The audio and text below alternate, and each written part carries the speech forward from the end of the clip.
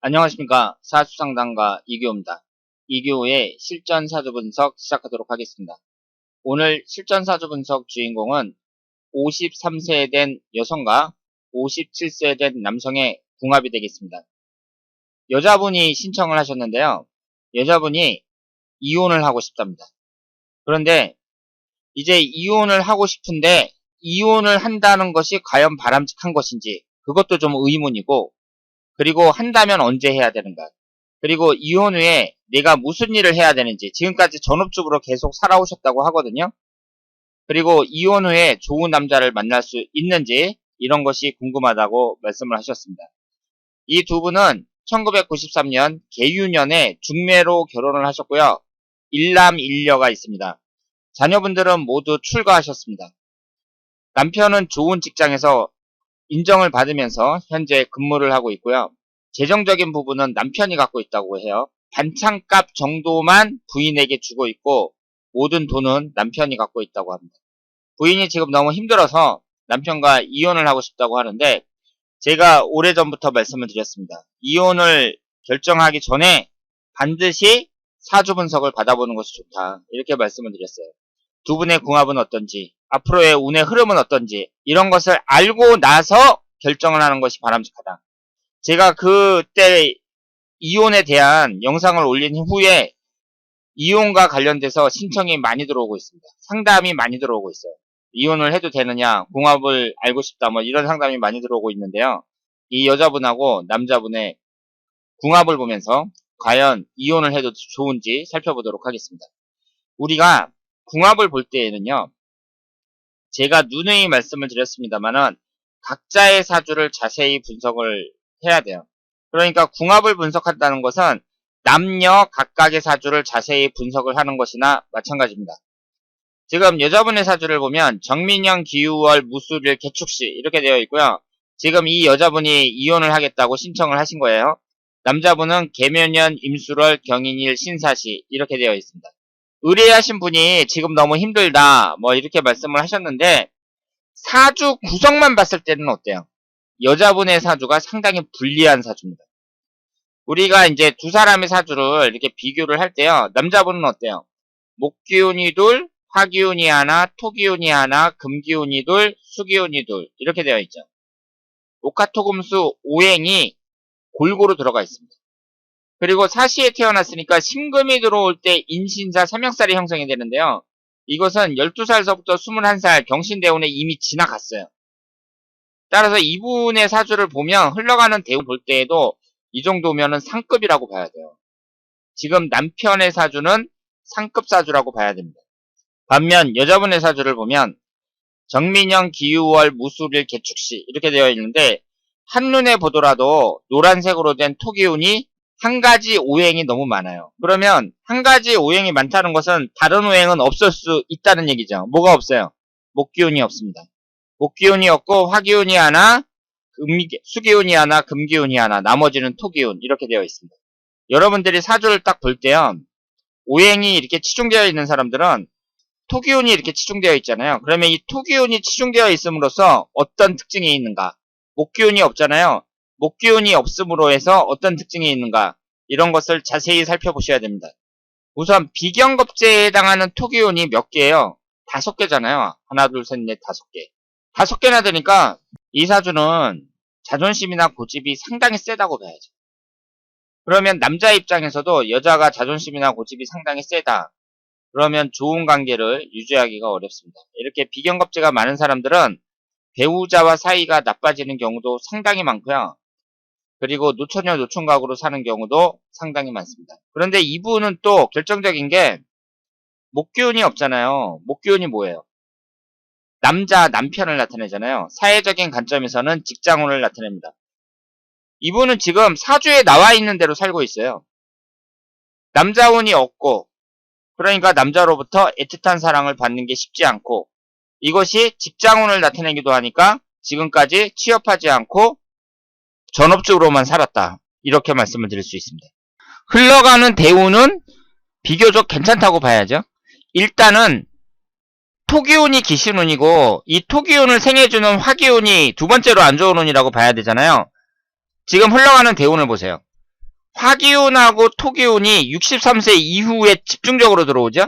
그리고 그 전에는 화기운이 하나도 안 들어옵니다. 토기운도 안 들어와요. 대운의 흐름이 좋았다는 얘기죠. 대운의 흐름이 좋으니까 지금까지 이혼하지 않고 50이 넘어서까지 살아올 수 있었다. 이렇게 말씀을 드릴 수 있습니다. 지금 이분은 지지에 축술 및 삼형살도 깔려 있어요. 사주 자체가 굴곡이 심한 사주다. 이렇게 볼 수 있습니다. 두 분의 궁합을 봤을 때에는요. 궁합은 어느 정도 맞는다고 봐야죠. 왜냐하면 지금 여자분 입장에서는 목기운이 없잖아요. 그런데 남자분이 목기운이 두 개가 있고 수기운이라든가 화기운도 약하다고 봐야 되거든요. 그런데 수기운도 두 개가 있고 그렇습니다. 그리고 무술일주하고 경인일주예요.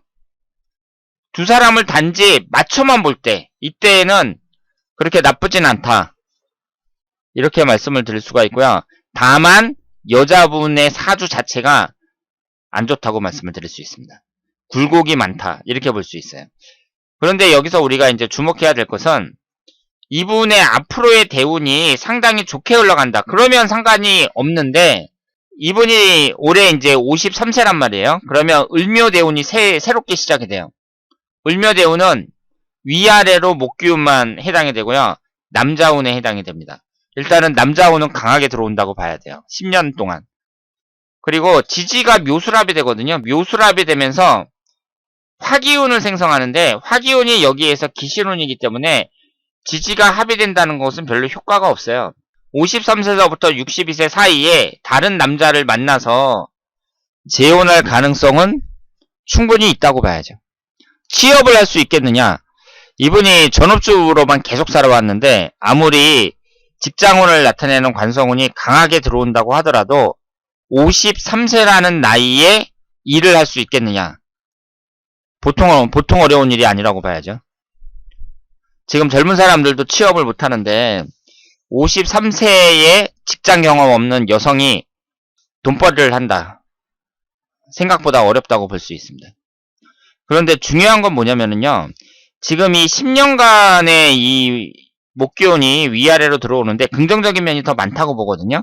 사실 이 목기운이라는 것은 관성운이니까 관성운의 속성 자체가 일간을 극하는 거기 때문에 이렇게 위아래로 강하게 들어올 때에는 부정적인 면도 많아요.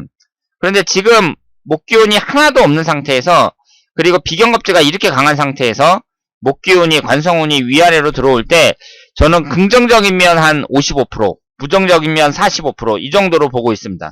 그런데 중요한 게 뭐냐면요. 63세 이후 말년까지의 운이 너무 안 좋아요. 63세 병진대운은 진술충. 화기운이 두 번째로 안 좋은 운이라고 말씀을 드렸어요. 그리고 토기운이 첫 번째로 안 좋은 운인데 63세 이후 말년까지의 대운이 너무 안 좋습니다. 그리고 이 남자분은 지금 흘러가는 대운이 52세 병진대운이잖아요. 1년운도 기해년, 경자년, 신축년 이런 식으로 흘러가는데 대운도 좋고 1년운도 좋아요. 이분은. 그리고 62세에서부터는 이제 또 60대하고 70대에는 재성운이 강하게 들어오니까 여자가 60대, 70대에 계속 생긴다고 봐야죠. 지금 이 두 분이 자녀들을 다 출가시키고 살고 있는데 남자분 같은 경우에는 앞으로 여자를 계속 사귈 가능성이 높다고 봐야 되고요.